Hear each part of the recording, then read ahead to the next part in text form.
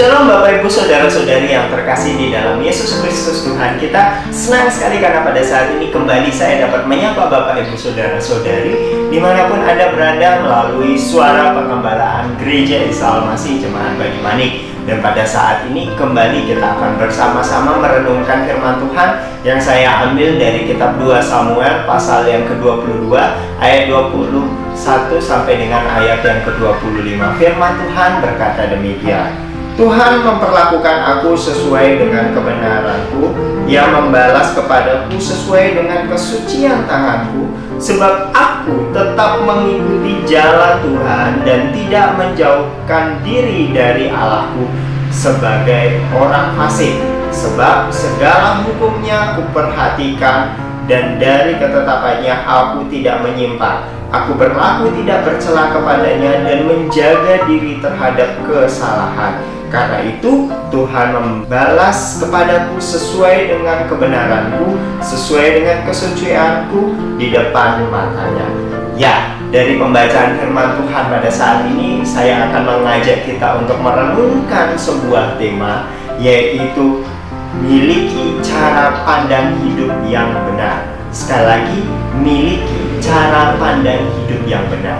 Karena di dalam kehidupan ini tidak sedikit orang yang berpikir bahwa kalau bisa hidup itu mengalami hal-hal yang baik, karena itu tak usahlah neko-neko. Kalau bisa mudah ya udah dibuat gampang aja. Tapi tidak juga sedikit orang yang memiliki pandangan kenapa tidak, kalau bisa dipersulit dan mendatangkan keuntungan ya udah dipersulit aja. Nah, tapi dari dua sisi ini saya mau mengajak kita tidak mengambil di dalam kehidupan kita yang mempersulit atau mempermudah, karena setiap pandangan pasti ada konsekuensi, ada plus minusnya. Nah, kita mau belajar miliki cara pandang hidup yang benar. Karena apa? Ketika kita memiliki cara pandang hidup yang benar, maka hal itu juga yang akan memimpin kehidupan kita untuk jadi melakukan hal-hal yang benar. Bagaimana mungkin bisa melakukan apa yang benar kalau cara pandangnya salah?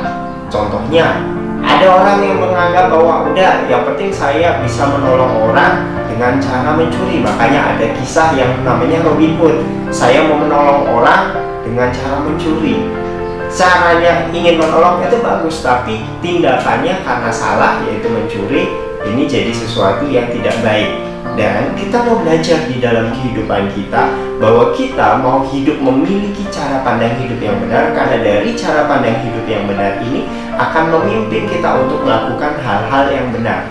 Sama seperti di dalam kisahnya Raja Daud, di dalam kehidupannya kalau kita lihat di ayat yang ke-21 tadi dengan tegas dikatakan, Tuhan memperlakukan aku sesuai dengan kebenaranku, Ia membalas kepadaku sesuai dengan kesucian tanganku. Ketika kita ingin mengalami hal-hal yang baik di dalam Tuhan, maka kita pun juga harus menyadari bahwa Tuhan juga menuntut apa yang baik yang Tuhan sudah tetapkan untuk dikerjakan oleh setiap orang. Jangan sampai di dalam kehidupan kita hanya menuntut Tuhan, saya mau ini Tuhan, saya mau ini Tuhan, Tuhan harus kerjakan ini, Tuhan harus lakukan ini. Tapi kita tidak mau melakukan apa yang menjadi bagian kita, apa yang sudah Tuhan tetapkan untuk kita kerjakan. Karena Tuhan juga menuntut untuk kita menjadi semakin hari sesuai dengan kehendaknya. Oleh sebab itu, ketika kita ingin mengalami hal-hal yang baik, janji-janji berkat-berkat Tuhan, Tuhan tidak akan pernah lalai, harus kita pahami. Tetapi Tuhan juga menghendaki agar kita sebagai orang-orang percaya melakukan apa yang menjadi kewajiban kita sebagai orang-orang yang percaya kepadanya. Oleh sebab itu, ketika tadi kita dituntut untuk melakukan apa yang benar, dimulai dari pemahaman hidup yang benar, karena di situ akan membawa kita untuk melakukan hal-hal yang benar juga. Maka ada beberapa bagian yang penting untuk kita pahami. Yang pertama, bahwa setiap orang pasti memiliki konsep pemahaman hidupnya, dan tidak menutup kemungkinan dari konsep pemahaman hidup yang dimiliki terkadang salah.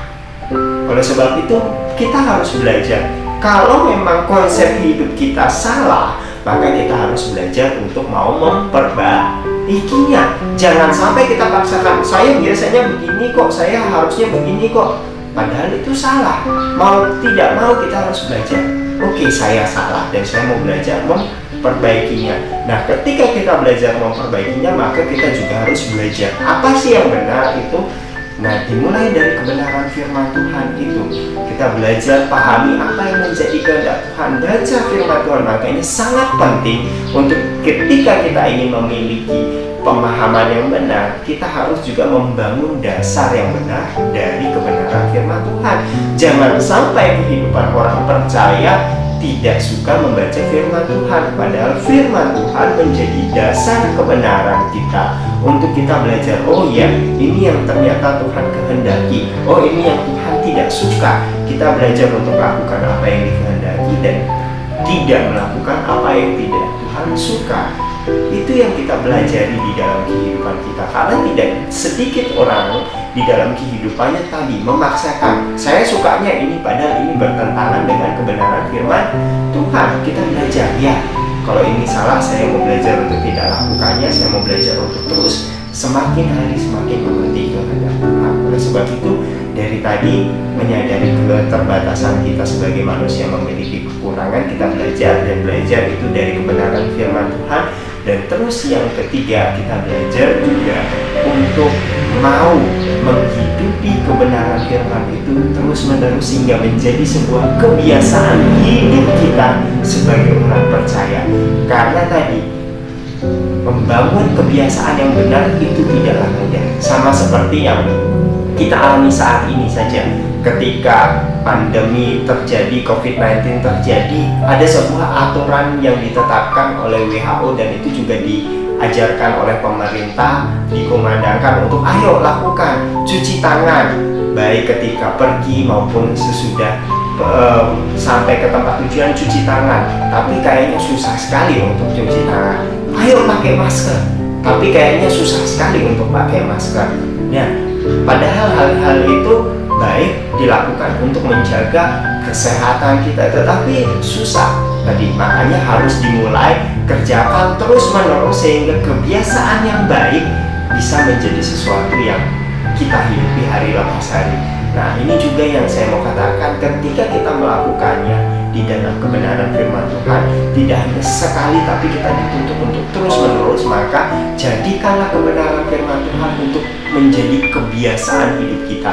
Bangun hal-hal yang benar, miliki pemahaman yang benar, maka kita menjadi pribadi-pribadi yang semakin hari semakin berkenan di hadapan Tuhan. Karena itu, ingat tadi, milikilah pemahaman hidup yang benar, dan biarlah melalui kehidupan kita nama Tuhan dipermuliakan. Kiranya renungan ini memberkati kita semuanya.